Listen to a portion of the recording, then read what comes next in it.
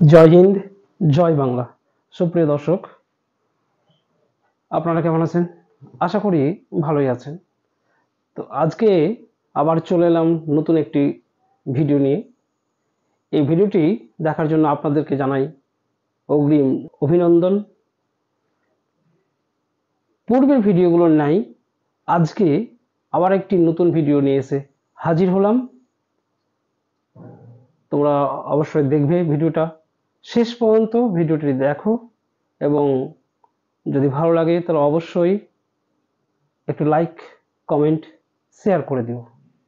তো যাই হোক, কথা আর বাড়াবো না। আজকে আমি তোমাদের অফুরন্ত ভালোবাসা পেয়ে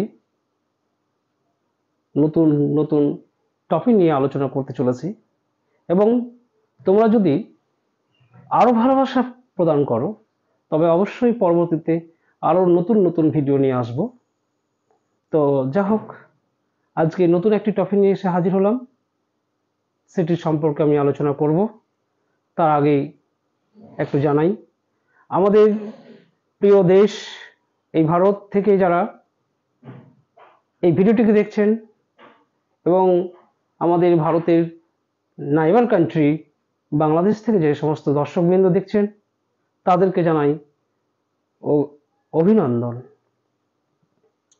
তো আজকে আমি একটি নতুন টপিক নিয়ে এসে হাজির হলাম, সেটি সম্পর্কে আলোচনা করব। তোমাদের ভালো লাগলে অবশ্যই তোমরা জানাবে। তোমাদের সুবিধার জন্য আমি এটা আলোচনা করছি, যাতে করে তোমাদের কাজে লাগে। যাক, শুরু করা যাক। আজকে যে টপিকটি নিয়ে আলোচনা করব সেটি হচ্ছে পর্বত। সুপ্রিয় দর্শক, আমি সমভূমি কাকে বলে প্রথমে জেনে নেব। সমুদ্রপৃষ্ঠ থেকে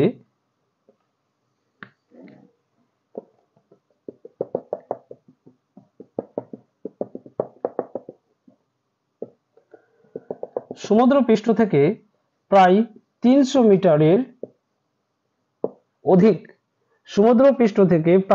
মিটারের অধিক উচ্চতা বিশিষ্ট ঢেউ খেলানো যে সমতল ভূমি দেখা যায় তাকেই বলা হয় সমভূমি।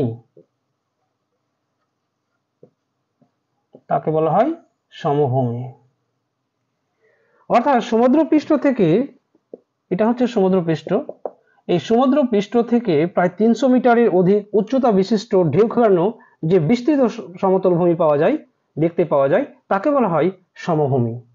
এরপর আমরা জেনে নেব মালভূমি। সমুদ্রপৃষ্ঠ থেকে প্রায় 300 মিটারের অধিক উচ্চতা বিশিষ্ট যে ঢেউ খেলানো ভূমিভাগ লক্ষ্য করা যায় তাকে বলা হচ্ছে মালভূমি।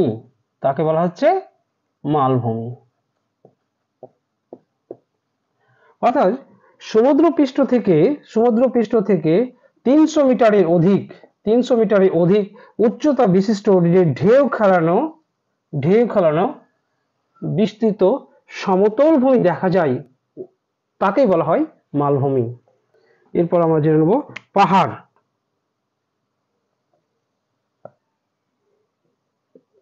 মালভূমি থেকে প্রায় 600 থেকে 900 মিটার, মালভূমি থেকে 600 থেকে 900 মিটারের অধিক উচ্চতা বিশিষ্ট যে বিস্তৃত শিলাস্তূপ লক্ষ্য করা যায় তাকে বলা হয় পাহাড়। যেমন পুরুলিয়ার অযোধ্যা পাহাড়, বাঁকুড়ার শুশুনিয়া পাহাড়, মেঘালয়ে যেমন অবস্থান করছে গারো, খাসি, জয়ন্তীয়া পাহাড়। এরপর আমরা জেনে নেব পর্বত। সমুদ্রতল থেকে প্রায় 900 থেকে 1000 মিটারের বেশি উঁচু এক বা একাধিক শৃঙ্গ বিশিষ্ট ঢালযুক্ত বিস্তৃত শিলাময় ভূমিকে বলা হয় পর্বত।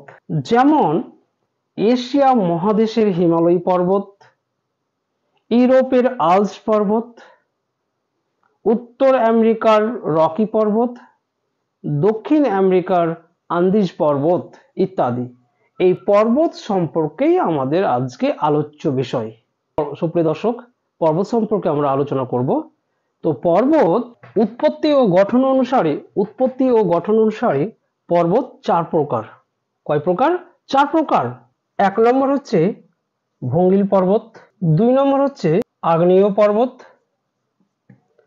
3 নম্বর হচ্ছে স্তূপ পর্বত, আর 4 নম্বর হচ্ছে ক্ষয়জাত পর্বত। একটুখানি লক্ষ্য করো, উৎপত্তি ও গঠন অনুসারে পর্বতকে আমরা 4টি ভাগে ভাগ করলাম। অর্থাৎ উৎপত্তি ও গঠন অনুসারে পর্বতকে 4 ভাগে ভাগ করা যায়। কয় ভাগে? 4 ভাগে।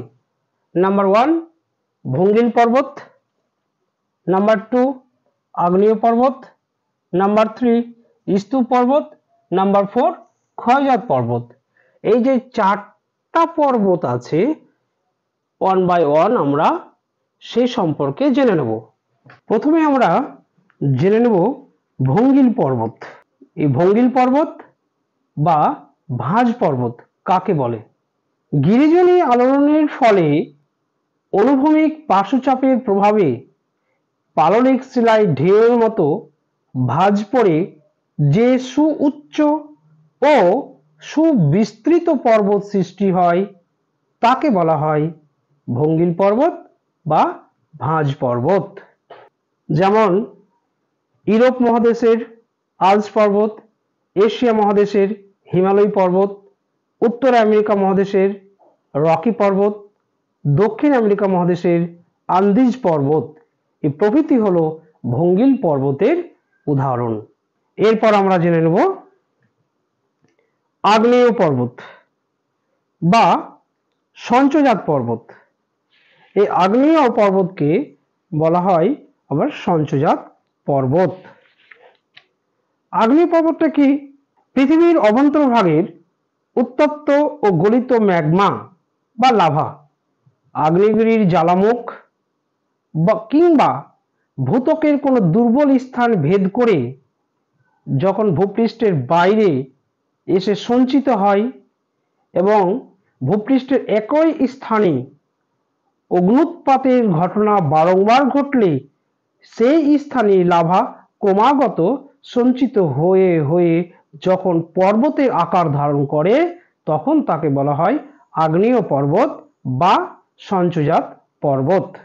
যেমন জাপানের ফুজিয়ামা, আফ্রিকার কিলিমাঞ্জারো, ইতালির ভিসুভিয়াস, ভারতের ব্যারেন, এই সমস্ত হচ্ছে আগ্নেয় পর্বতের উদাহরণ।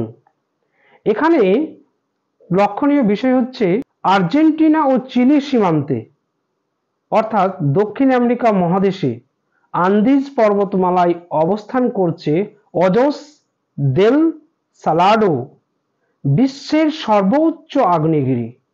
এরপর আমরা জেনে নেব স্তূপ পর্বত। মহীভাবক ভূ আলোড়নের ফলে দুটি সমান্তরাল চ্যুতির মধ্যবর্তী অংশ যখন উঁচুতে উঠে গিয়ে স্তূপের আকারে পর্বতরূপে অবস্থান করে তখন সেই পর্বতটিকে বলা হয় স্তূপ পর্বত। আবার বলছি, মহীভাবক আলোড়নের ফলে দুটি সমান্তরাল চ্যুতির মধ্যবর্তী অংশ যখন উঁচু হয়ে ওপরের দিকে উঠে স্তূপের আকার ধারণ করে তখন সেই পর্বতটিকে বলা হচ্ছে স্তূপ পর্বত। যেমন ভারতের সাতপুরা, জার্মানির ব্ল্যাক ফরেস্ট, ফ্রান্সের ভোজ প্রভৃতি। এরপর আমরা চলে আসব ক্ষয়জাত পর্বত। ক্ষয়জাত পর্বত বা অবশিষ্ট পর্বত কাকে বলে একটু জেনে নিই। কোনো প্রাচীন ভঙ্গিল পর্বত বা উঁচু মালভূমি অঞ্চল দীর্ঘকাল ধরে মানে অনেক দিন ধরে বৃষ্টিপাত, নদী প্রবাহ, বায়ু প্রবাহ, হিমবাহ প্রভৃতি প্রাকৃতিক শক্তির ক্ষয়কার্যের ফলে ক্রমাগত ধীরে ধীরে ক্ষয়প্রাপ্ত হয়ে নিচু পর্বতের আকার ধারণ করলে তাকে ক্ষয়জাত পর্বত বা অবশিষ্ট পর্বত বলে। যেমন ভারতের একটি অবশিষ্ট বা ক্ষয়জাত পর্বতের উদাহরণ হচ্ছে আরাবল্লী। সুপ্রিয় দর্শক, আজকে এই পর্বত সম্পর্কে সংক্ষিপ্ত আলোচনা করা হলো। তোমরা যারা স্টুডেন্ট রয়েছে আর যারা অভিভাবক রয়েছেন, উভয়দেরকে বলা হচ্ছে বা অনুরোধ করছি, এই ভিডিওটি আপনারা বা তোমরা খুব মনোযোগ সহকারে বারংবার দেখবে। তাহলে কি হবে, এই যে পর্বত সম্পর্কে যে ধারণাটা আমি যতটুকু পারলাম দিলাম, তোমরা যদি বারবার করে দেখো তাহলে এই পর্বত সম্পর্কে সমস্ত সম্পর্কে ধারণা লাভ তোমরা অবশ্যই করবে। কিন্তু মনে রাখবে, এটা যদি বারবার দেখা যায় তবে বেশি করে মনে থাকবে, আর যদি একবার দেখেই যদি ছেড়ে দাও তাহলে হয়তো ভুলে যেতে পারো। তাই এই পর্বত সম্পর্কে যে ধারণাটা আমরা তুলে ধরলাম সেটা তোমরা অবশ্যই বারবার দেখে ওটাকে মুখস্থ করার বা রিমাইন্ড করার চেষ্টা করবে, যাতে করে তোমাদের উপকার হয়। প্রিয় দর্শক, আপনাদের অফুরন্ত ভালোবাসা পেয়ে খুব ভালো লাগছে এবং নতুন নতুন ভিডিও করার উদ্যমটা আমার আরো বেড়ে যাচ্ছে আপনাদের অফুরন্ত ভালোবাসা পাওয়ার ফলেই। সুতরাং আপনাদের ভালোবাসাটাই আমার অনুপ্রেরণা, আর এই অনুপ্রেরণাই হচ্ছে আমার সামনের দিকে এগিয়ে যাওয়ার একটি পথ।